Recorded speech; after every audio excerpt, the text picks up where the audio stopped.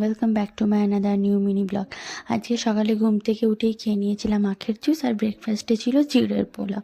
আগের দিন বাজার থেকে নিয়ে আসা দুটো গাছ, সেগুলো বাগানে লাগিয়ে দিয়েছিলাম। একটা ছিল লেবু গাছ আর একটা ছিল বেল গাছ।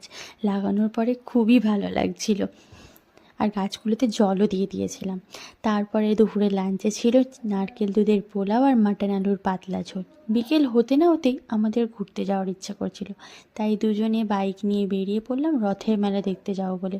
কিন্তু ব্যাড লাক, কিছুটা রাস্তা যাওয়ার পরেই দেখলাম গেট পড়ে গেছে, আর তারপরেই শুরু হলো ঝমঝমিয়ে বৃষ্টি। তাই বাড়ির কাছেই একটা ক্যাফেতে গিয়ে উঠলাম, দুজনে দুটো কফি নিলাম।